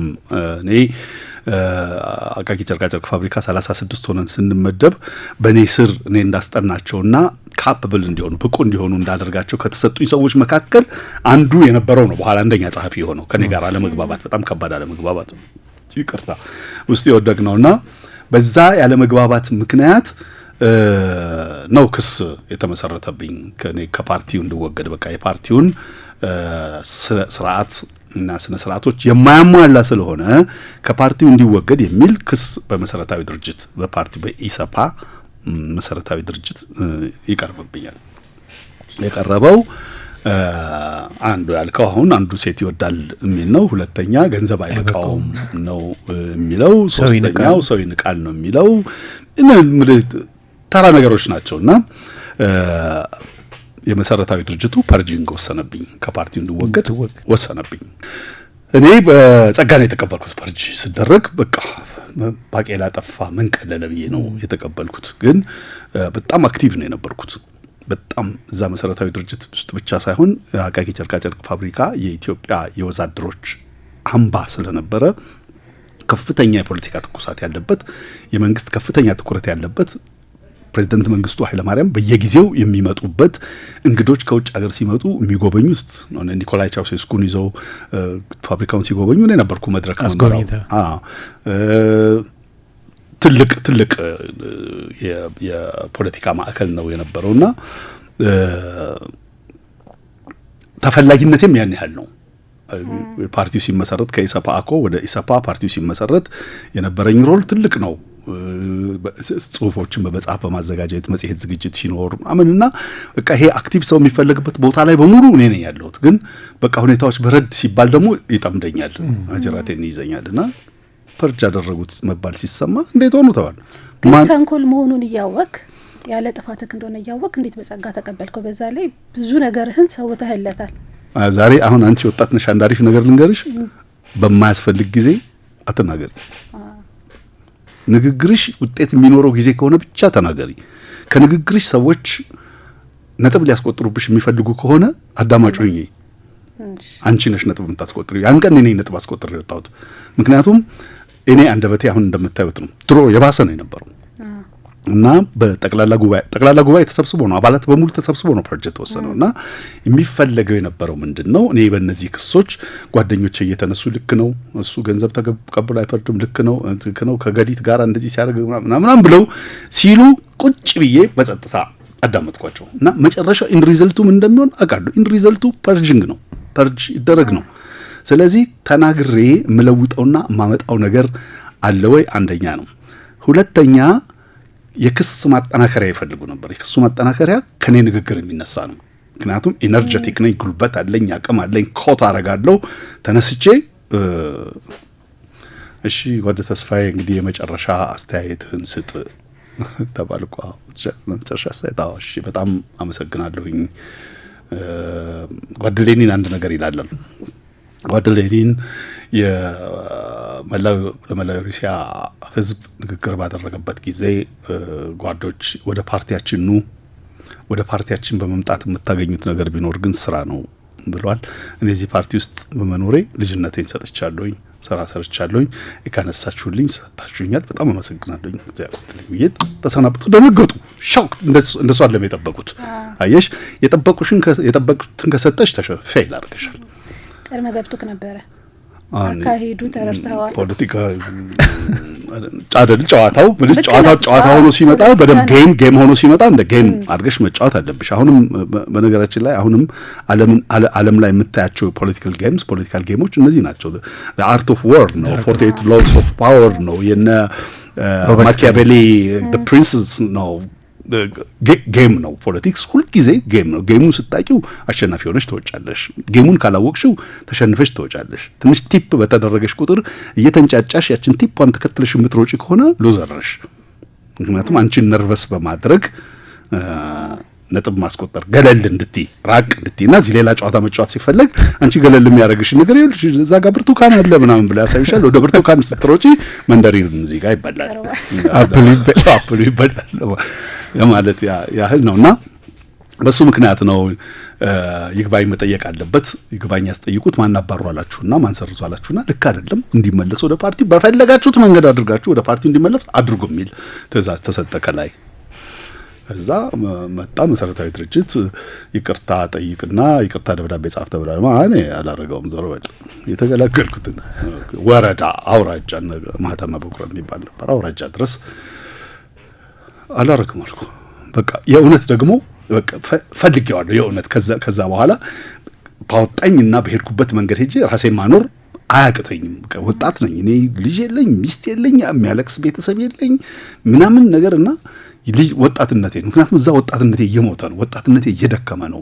በጣም ኢነርጂ ያለኝ ሰው፣ የመጽሐፍ ፍላጎት በጣም አለኝ። ጽፋለሁ፣ ቸከችካለሁ። አስመራ ህብረትና ኢትዮጵያ ጋዜጦች ላይ ጽፍ ነበር። አቃቂ ሆኜ አዲስ ዘመን ጋዜጣ ላይ ጽፋለሁ እና በቃ ዲታች ማድረግ ፈልግ ነበር። ስለዚህ ተባለ። መጨረሻ ላይ ሰለሞን ገብረ የሚባል አሁን አሜሪካ ነገር ያለ የሪዮት ዓለም ኃላፊ የነበረ በጣም አክባሪ ሜንቶሬ ነው የሚለው ዛሬም በጣም ጠይቅ፣ ቅርታ መጠየቅ ነው የሚገባ፣ ማትጋፋው ነገር ላይ ዝም ብለህ መጋፋት አይገባህም የሚል ቀጠን ያለች ምክር ሰጠኝ። ጠጠሯን የጠጠር ምክሯን ሰጠኝ። ይቅርታ ጠየቅኩ። ወዲያው ደብዳቤ በመጀመሪያ ደረጃ የጽሁፍ ማስጠንቀቂያ የሚል ደብዳቤ ደረሰኝ። ደብዳቤው ሽልማት ነው እንጂ የሚመስለው ማስጠንቀቂያ አይመስልም። እና ችሎታም ብቃት ምንም እያለ አስተባብሮ መምራትና ማድረግ ሲገባ በማይገባ ጭቅጭቅና ምናምን ውስጥ በመግባት የመጀመሪያ ጽሁፍ ማስጠንቀቂያ ተሰጥቷል ተባለ። ለሽልማት እና እዛ ነው ክሱ ሲቀርብ የተከሰስኩበትን ሳብራራ እነዚህ ሲባል እሱን ሳይሳይትን ኮንጎዳይ ተውሶት የሚጠላ ማን አለና ማን ደግሞ የእውነት እኮ ነው። ዝም ብሎ ለፖለቲካ ጨዋታ ቅድም ላልኳችሁ ማጋጋያ ካልሆነ በስተቀር እንዲህ ሴት ይወዳል ተብሎ ሲመጣ ያስደነግጣል። እንደ ዲፋሜሽን ሴሰኛ ነው፣ ውመናይዘር ነው የሚባል ነገር ግን ወንደላጤ ሆነ ምንም ከዛ በዚህ የሚመለከት ነገር ሳይኖር አውቀዋለሁ። የክሱን መሰረት እኮ አውቀዋለሁ። እና አንዱ በጣም ያሳበደኝ ያናደደኝ ዳግመኛ እዛ ግቢ አልሰራም ብያልኩበት ምክንያቱም እሱ ነው። ከኩባ ተምራ የመጣች ልጅ እሳት ሰከንድ ዲግሪ በርን ኖሯት እዛ አባት የለኝ እናት የለኝ ወላጅ የለኝ ብቻዬን እዚህ አባቷ የኢትዮጵያ ደጋፊ ነው በጀባ የሞተባት ልጅ እሷን እስካሁን እህቴ ነች። እስካሁን እንገናኛለን። እሷን ስለተንከባከብኳት በእሷ ምክንያት ነው ይህንን ስም የለጠፉብኝ። የፖለቲካ ቆሻሻ መጥፎነቱና እሱ በቃ የመጨረሻው ክላይማክስ የመጨረሻው ጫፍ ላይ ነው የደረስኩት። ፍጹም ተመልሼማ አላደርግም ሞቻለሁ የሚልና እንደ ክስ ይሆንልናል ብለው ያመጡት የኮንስትራክቲቭ የሆነ ገንቢ የሆነ ተግባር የፈጸምኩበትን ስለነበረ ነው። በዛው መጣ። በዛው ወደ መተከል ሰፈራ ጣቢያ ተሄደ። በዛው መተከል ላይ በጣም የገረመኝ መተከልም ጣና በለስም አንድ ላይ ታወራቸዋለ። አንድ አካባቢ ናቸው። ፖለቲካ ኢህአፓ ያ ነገር እንዳይከናወን በጣም ነው የደነገጥኩት። በጣም ነው ያዘንኩት። በሀገራችንም ፖለቲካ ይሄንን በማየቴም አብራራውስኪ በጣም ነው የሚገርመው። ማለት አንተ ስታወራው ጥሩ ነው። ከጣና ተስቦ ውሃ የመስኖ ያንን እንደዛ ለማልማት የኢትዮጵያ መንግስት ማንም ያልመው ማንም መንግስት ይሁን ምንድነው ችግሩ? ሀገር ሀብት ነው። ያው ቅድም ያልኩ ነው ፖለቲካ አንድ ነገር ግን የጋራ ብዙ ጊዜ ኢህአፓ የሚከስበት አለ። ከሶማሊያ ጋር ሆነ ወቅቶናል ይባላል። አሁን ደግሞ ይሄን ሳነብ በጣም እንደነገርኩት በደንብ እንድታብራራው ፈልጌ። አሁን ያኛው አካባቢ ጂኦፖለቲክሱ በደንብ ማወቅ አስቀድሞ ጂኦፖለቲክሱ ማወቅ አስፈላጊ ነው የሚሆነው። ሱዳን ድንበር ነው። አባይ ወንዝ አለ። ከሱዳን ጀርባ ግብጽ አለች። አባይ ያው ዛሬም ድረስ ተከትሎን የሚመጣው ግብጾቹ ከአባይ ጉዳይ በተነሳ ቁጥር ማንኛውንም ነገር ከማድረግ ወደ ኋላ የማይመለሱበት ጉዳይ ነው። ያን ዘመን ደግሞ የነበረው የፖለቲካ አሰላለፍ እዚህ በኩል ደርግ አለ፣ በሌላ በኩል በዚህ አሁን በምንለው አካባቢ ኢህአፓ ክንፍ አለ። የተከፋፈለበት ጊዜ ነው። በአሲምባ በኩል አንድ ኢትዮጵያዊ ተቋም ያለ የታጠቀ ቡድን አለ። በትግራይ በኩል ህወሓት አለ፣ ሻዕቢያ አለ። እንግዲህ የሀገሪቱ የፖለቲካል ፕላትፎርም ይህንን የመሰለ ሁኔታ ነው የነበረው። ሰፈራ ጣቢያው ደግሞ 600,000 ሰው ለማስፈር ሲታሰብ ምን ማለት ነው? በተቃራኒ በኩል ሆነው ባሉት ጋር ስታየው ደርግ የተጽዕኖ ክልሉን እያሰፋ ነው የሚል ነው የሚሆነው። እዛ አካባቢ ሰው ሰፈረ ማለት እንደ ልብ በነትሬት አድርገህ ውስጥ ድረስ ገብተህ የምትሰራውን ነገር ልትሰራ የሚያስችል ሁኔታ አይኖርም። ስለዚህ በተቻለ መጠን ያ እንዳይሆን መከላከል፣ ማቆም፣ ማገድ አለባቸው። ጠላት ነው አትጣላ እንጂ እኔ እናንተ ከተጣላን በኋላ በጥፊ ድምጣህ በሽጉጥ ምርጫው ይዴ ነው እንጂ አንተ አትመርጥልኝ። የምንጣላበት መንገድ በጠላትነት መንገድ ተሰልፈዋል። ዋንስ በጠላትነት መንገድ ከተሰለፍክ በኋላ የለም በዚህ በኩል አታድርገኝ በዚህ በኩል አድርገኝ ብሎ መነጋገር አስቸጋሪ ነው የሚሆነው። ኢትዮጵያውያን ነው የምትለው ወይስ ሱዳንና ማንም ቢሆን ለምን እንዴት ማንም ኢንፍራስትራክቸር ማፍረስ ህዝብ የሚጠቀምበት የመታገል የመጨረሻ ግቡ እንዴ ዛሬ ላይ ህዝብነቱ ያን አይበልጥም። ዛሬ ላይ ቆመን ስናስበው ልክ ነው። አይ ያንስ ቢሆን ይኸውልህ ምንድነው መሰለ ጊዜ ንጉስ ጊዜ ነገሮችን በማድረግና ባለማድረግ መካከል ፈቃጅም ከልካይም ነው። የጣና በለስ ፕሮጀክት ከጣና ሐይቅ 1.6 ኪሎ ሜትር ካናልና 6 ኪሎ ሜትር ቻናል ቆፍሮ ውሃ በተፈጥሮ መንገድ ከጣና ሐይቅ ወጥቶ ጋዝጌና ሻውራ የሚባል ሸለቆዎች ውስጥ እንዲፈስና ሰው ሰራሽ ወንዝ እንዲፈጥር ሰው ሰራሽ ወንዙ 1314 ኤሌቬሽን ላይ መንደር 26 የምንለው አካባቢ 1340 ኤሌቬሽን ላይ ትልቅ ግድብ ተሰርቶ በዛ ግድብ አማካኝነት 75000 ሄክታር መሬት ማልማት ነው። ይሄ የኢትዮጵያ ትልቅ ህልም ነው። ጥያቄ መልስም የለውም። ላንተና ለኔ ዛሬ ይሄን ህልም ያለመከኑ ሰዎች ሰባት ዘራቸው ይምከን ብለን ብንረግማቸው እንኳን የሚያረካን አይደለም። ዛሬ ላይ ሆነን ስንመለከተው ቅድም ያነሳሁልህ ግን የተጽዕኖ ክልል እየሰፋ ሄደ ማለት እዛ የነበሩት እና ያልነሽ ግሩፕ እየተገፉ ወደ ቦርደር እንዲወጡ የሚያስገድዳቸው ሁኔታ ነው የነበረው። ስለዚህ ያ ስራ እየተስፋፋ ከሄደ የነሱም ህሉና አብሮ የሚያከትም ስለሆነ ህሉናቸው እንዳያከትም ያንን ፕሮጀክት ማሳጠፍ አለባቸው። አይገባኝም። ዛሬ ላይ ሊገባ አይችልም። ልክ ነው እያልኩ አይደለም። ገዢ መሬት ማጣታቸው ይገባኛል። ልክ ነው እያልኩ አይደለም። ትክክል ተግባር ተፈጽሟል እያልኩ አይደለም። ስህተት አይደለም እያልኩ አይደለም። ግን ለሰዓቱ ህልውና ዝም ብለን ፈራጅ እንዳንሆን ዛሬ ላይ እንደው ጥቅልል አድርገን ያጥፊነቱ እውነት ነው ቢቀርባቸው ያን ከዛ የተገኘው ገንዘብ ከዛ የሚገኘው ነገር መጨረሻው እኮ አግተው አስቆሙት። አገቱት። እኛ የታገትንበት ከኢስማኤል ጊዮርጊስ ከአቤ ጎበኛ አገር 7 ኪሎ ሜትር ዝቅ ብለህ ያለ ረባዳ ሰፈር ላይ በጦር መሳሪያ መተው አግተው ከኔ በፊት የነበረውን መኪና ይዘው ሄደው እኛ የመኪና ይዤ ወደ ኋላ ተመልሻለሁኝ። ኋላ የነበረውን መኪና በዛ አገታ ውስጥ የመውደቅ ዕድሌ ከ75% በላይ ነው የነበረው። አጋጣሚና የእግዚአብሔር ጉዳይ ሆኖ አገታ ውስጥ ጥያቄው ምንድነው? ፕሮጀክቱ ማስቆም ነው እኮ መጨረሻ ላይ ሲስማሙ ከእንግዲህ በኋላ በዚህ አይነት እንቅስቃሴ ላይ ከተገኘ ብሎ ነው ያስፈረሟቸው። ፊዩሚንቺ ኤርፖርት ላይ ጣሊያኖቹን ተቀብለው ኢንተርቪው ሲያደርጓቸው መጽሐፉ ላይ እንደጠቀስኩት እና የፕሮጀክቱን ህልውና እንዲያከትም ማድረግ ነው። ምክንያቱም ያ ፕሮጀክት ለደርግ ከፍተኛ ፓወር የሚሰጠው ፕሮጀክት ነበር።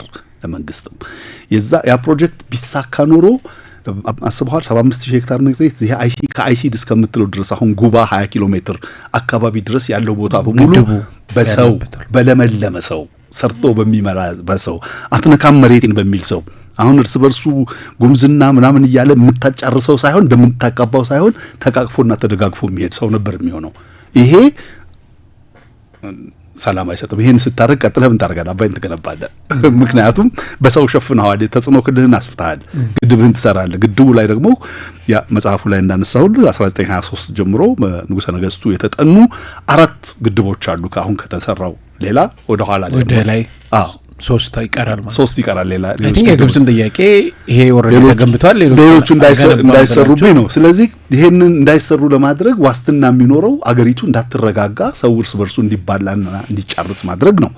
እዚህ ጊዜ ደግሞ መሳሪያ ትፈልጋለህ። ያው አሁንስ ይሄን የሚያደርጉ አይደል? አሁንስ ነገሌና ገሌ ባንላቸውም እኮ አሁን ገንዘብ እየተሰጣቸው ያንን ህልም ለማስቀጠል የሚሰሩ ሰዎች አሉ። የውስጥ ፖለቲካ ጉዳያችንን በውስጥ የፖለቲካ ጨዋታና ምናምን ሳይሆን በኤክስተርናል ኢንፍሉዌንስ ከውጭ በሚመጣ ተጽዕኖ የውስጡን ችግራችንን ማሸነፍ የሚፈልጉ ሰዎች እኮ ሞልተዋል። መልክ ፖለቲካል መስመር ውስጥ ስለሌለንና ገሌ ብለን የመናገር ማንዴት ስለሌለን ነው እንጂ አሁንም እሱ አለ። የጠላት ወዳጅ የሚለው ስልት የፖለቲካ ስልት የሚያመጣው ጣጣ ነውና ያን ጊዜም የነበረው ምንም ብዙ ሪሶርስ የሌላቸው ናቸው። ጣሊያኖቹን አፈኑ። ጣሊያኖቹን ይዘው 9 ወር አግተው ያዙ፣ ተደራደሩ፣ ገንዘብ ተሰጣቸው። ገብቷል። ፕሮጀክቱን በዛው አስቆሙት። የቁንዝላ ፕሮጀክት ያኔ በዛ ቀረ። ጣና በለስ እየቀጠለ ያለ በኋላ ኢህአዴግ ሲገባ ደግሞ ጭራሽ የቀረውና ምናምን የነበረው ተበታትነውና ምን ብሎ ህልሙ መክኖ ቀረ።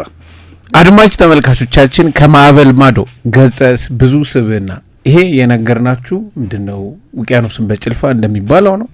ከሱ ያተራረክ ይሄን አንደበት በጽሁፍ ተቀይሮ ታገኙታላችሁ። አንብቡት። እሱ ሁሌ እንደሚለው ወንዳታ የማሞ ልጅ ደስ የሚል ጽሁፍ ጽፏል። ከማዕበል ማዶ ገጸ ብዙ ስብዕና ብታነቡት ብዙ ታተርፉበታላችሁ። ጋሽ ይህን እድል ሰጠህን እዚህ አራዳ ኤፍኤም 95.1 እዚህኛ ፕሮግራም ላይ አዲስ አራዳ ላይ ስለተገኘህ በአድማጮቻችን ተመልካቾቻችን ስም ምስጋናችን እናቀርባለን። እኔም በጣም አመሰግናለሁኝ። መጽሐፍትን እንደዚህ ነው ልናሳድግ የምንችለው። የገባንን ያክል ሌሎች እንዲገባቸው፣ ሌሎች እንዲያነቡት፣ ሌሎች እንዲወዱት በማድረግ እኔ ደግሞ የራሴን ታሪክ አይደለም የጻፍኩት። መጽሐፉ እንዳያችሁት በተቻለ መጠን እኔና ኢትዮጵያ በተገናኘንባቸው ደማቅ ወቅቶች የነበሩ ሁነቶችን ነውና ሀገርን ለማወቅ፣ ዘመንን ለማወቅ፣ ጊዜን ለማወቅ፣ ሁኔታዎችን ለማወቅ ይረዳል። መነበብ በጣም ፈልጋለሁ። ሁሉም ሰው እንዲያነብልኝ ይፈልጋል። እኔም በጣም መነበብ አለበት። እንግዲህ ስለሆንክ አይደለም እንግዲህ እንድትሆንም የጋብስኩ በጣም ስለወደድኩት ነው። ይገባሃልም ደግሞ ብዙ ሰዎችም ተደራሽ መሆን ያለበት ነው ሀሳቡም አንተም እና ሰዓታችን ሞልቷል። ጋሽ ተስፋዬ የማሞ ልጅ ይሄን እድል ሰጠ እንዲህ ስለመጣ እናመሰግናለን። ሩት ሽመልስና ቃል ኪዳን ኃይሉ የዛሬ ፕሮግራም ይመስል ነበረ። መልካም ሙሉ ይሁንላችሁ።